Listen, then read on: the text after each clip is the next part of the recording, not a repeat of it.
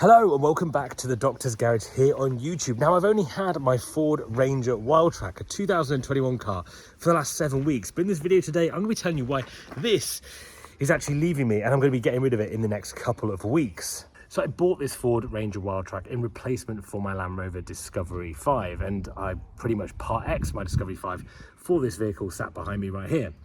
My Discovery 5 was a 2018 car. I had loads of problems with it, new engines, everything could possibly go wrong, went wrong with it pretty much. So got rid of that car and swapped it for this. And the reason for swapping it for this is I knew it wasn't going to be the same level of refinement, the same level of comfort, but I wanted a car that was going to be able to work hard and something I was going to be able to tow with, something I was going to be able to haul my family around with, and just something that was going to be quite a good workhorse and something I wouldn't mind getting too dirty and a bit battered really. So that's why I bought it. And in the last 2 months, I've used it for exactly that. It's done everything I wanted to do.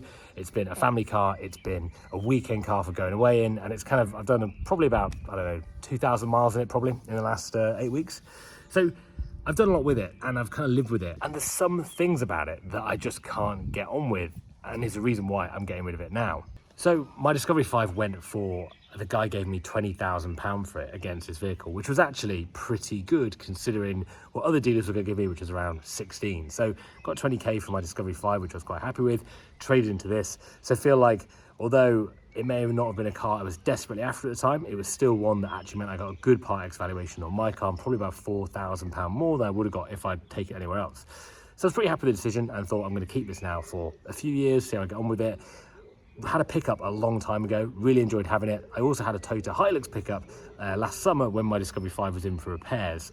So had a bit of experience with pickups and just really liked how usable they are, and the fact that now the double cabs are pretty comfortable and can really be a family car essentially. So this is my Wildtrak and it's completely standard. It's a standard Ford Ranger Wildtrak. It is the 2-litre bi-turbo. And many of you said when I posted a video of this around, 5 weeks ago, you're like, it's terrible, it's going to break down. The 2-litre engine is a nightmare. Why have you bought a 2-litre engine when you want to tow? Because I tow a boat, caravans, those sorts of things, weekend activities, go away in it a lot and use it quite a bit for adventure type stuff. So you're all like, why don't you get the 3.2 litre? Now, the 3.2 litre was discontinued in the Wildtraks just before this model year. So I don't know what year it was exactly, but for this year, 2021, 2022, you could only get the 2-litre bi-turbo. They completely got rid of the 3.2s. Now, I didn't reply to everyone that commented, but I actually had a 3.2 Ranger back in the day. So I don't know what that was, 7 years ago when they did the 3.2s. I found it quite sluggish. I found it pretty difficult to drive with the 10-speed gearbox, and it was kind of clunky in general. And I think that was just something of the times when they were making those Rangers. Now, this car with the 2-litre bi-turbo actually drives really, really well. It is very comfortable to drive in. It works very well. No problems with it at all. However, when I've been towing with it, that has led me to be a little bit worried about this car, because when I've towed anything, and I'm not towing anything over 2 tons, I find it struggles. I find it revs a lot, and I just can't help but feel I'm overstressing this engine. And the reason I worry about that is when I posted the video of this car 4 weeks ago here on YouTube, a lot of people said the 2-litre bi-turbo is a nightmare. It breaks, they blow up, and they're not very reliable. And that obviously worried me a little bit. Did some of my own research, and I found it's one of the belts that can go in these.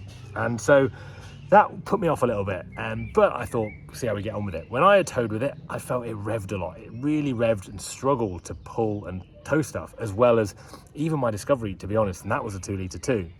And so I just thought, what have I done? I've gone from a 2-litre Land Rover that had all these engine problems, maybe from towing with it, I don't know, maybe overstressed it, and then I've gone into this now, which is, I don't know if it is heavier, but again, straining it, feeling the revs going high. And I just worry long term, what does that mean for the engine? Is this gonna have another engine problem? And so I've been thinking, I need to get a bigger engine car to be able to haul stuff about. So I have been back on the market looking for another car again. And if you follow the channel, you'll know recently I feel like I'm pretty much a car dealer. My R8 is on for sale at the moment, getting rid of my Audi R8. My Discovery went not that long ago. I bought this. I thought I'd stay in this. I'm not staying in this. So I'm looking for the next thing to buy that I buy to be something I keep for a bit longer. Now, a few things about the next vehicle. So I think I really like pickups. I've really enjoyed having this pickup. I just want something a bit stronger.